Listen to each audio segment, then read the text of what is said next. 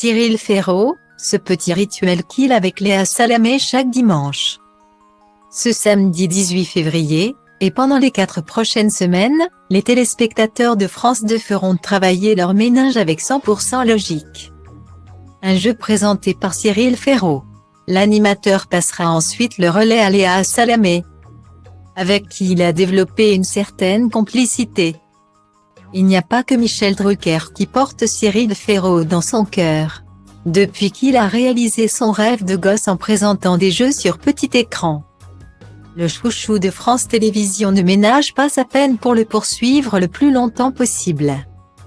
Un travail récompensé par le prix du meilleur animateur décroché au Festival de Luchon. J'ai été extrêmement flatté parce que c'était un prix sans nomination.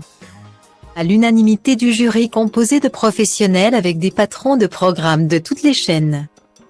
Les mots qu'ils ont eus pour moi étaient très touchants, s'est-il réjoui dans un entretien accordé à TV Mag. Son employeur partage d'ailleurs ses louanges, lui trouvant de plus en plus de place dans la grille des programmes. Ce samedi 18 février, comme les 3 prochains, l'habituel présentateur de SLAM sera ainsi aux commandes de 100% logique. Un quiz où le bon sens pourrait permettre à l'un des 100 candidats de rafler la cagnotte de 100 000 €. Camille Lacour, Maëva Cook et Caroline Diamant se sont prêtées à l'exercice pour ce premier numéro. Et seront suivies par d'autres personnalités pour les prochains.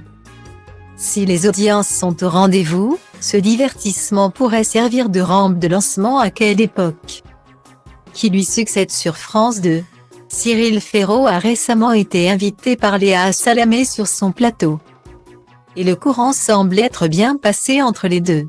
Jusqu'à partager un étonnant rituel le week-end, on s'entend très bien avec Léa Salamé. Comme je suis de plus en plus souvent le samedi soir sur France 2 juste avant elle. On s'envoie des textos le dimanche matin quand les audiences tombent. En général. Quand on est diffusé ensemble, on s'en sort assez bien tous les deux, révèle l'enfant de la télé. Qui savoure son bonheur. Quitte à sacrifier sa grasse matinée pour un échange de SMS.